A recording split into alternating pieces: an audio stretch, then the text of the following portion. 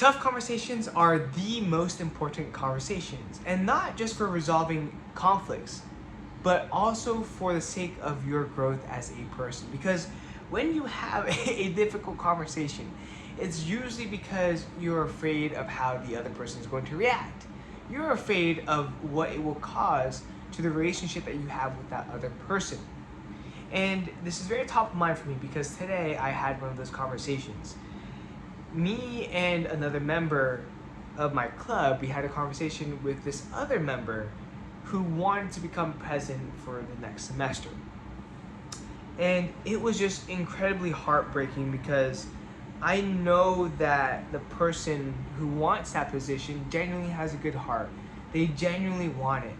It's just that when we look at the factors and the person holistically, it's just not on par with the other members. And there's a myriad of other reasons, but we had to have that conversation. And the person that I was doing this with, that was having this conversation with this person that wanted to be president, that person was actually really good friends with the person that we were talking to. And you can imagine how difficult it was for that person.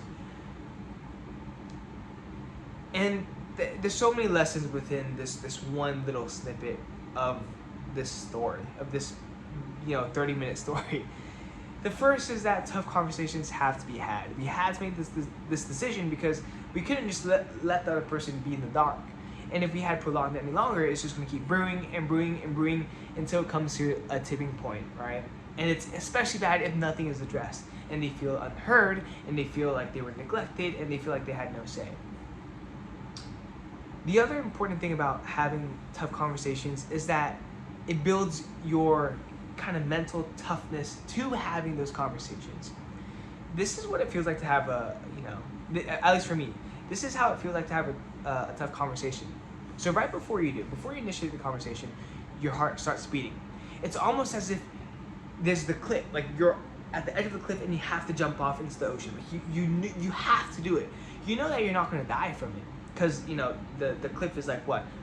I don't know, maybe 12 feet from the ocean, right? But you have to do it regardless. And so you just, your heart is beating, you jump, you take that leap, and you initiate a conversation.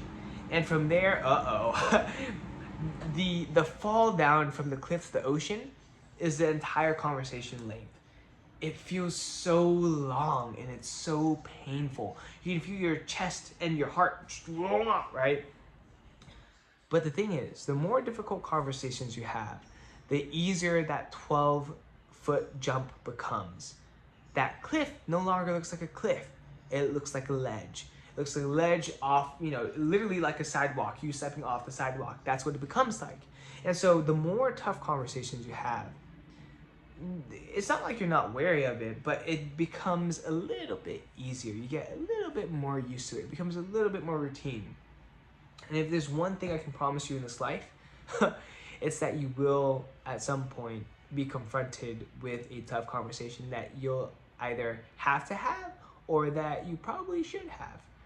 And so that's number 2. And number 3, this is just a lesson overall that I'm going to take to heart, like moving forward.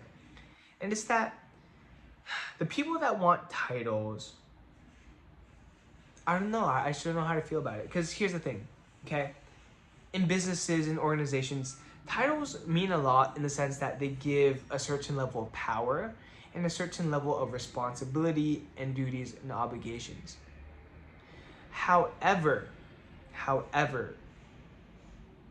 if the main priority, and if a person is optimizing for impact and legacy within a company, titles aren't the end-all be-all.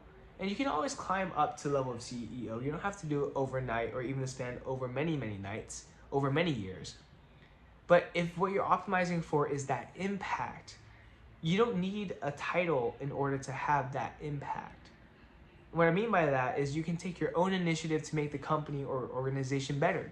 You can foster and develop relationships with the people on top so that your voice is heard, so that your decision making is, affecting others and the organization.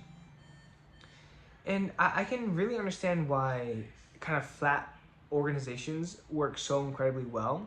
And it's because there's just no pride, there's no ego, it's just a flat hierarchy. Everyone is respected, everyone knows what they gotta do, everyone is at the same playing field, and so no feelings are necessarily hurt in that regard. So that was my lesson for today. But it was a very good day today. Very happy with it. I took a quiz.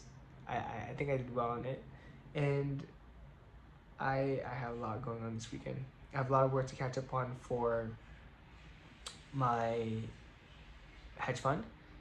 Today I spent a couple hours with my business partner discussing a project that we're doing, a big colossal project.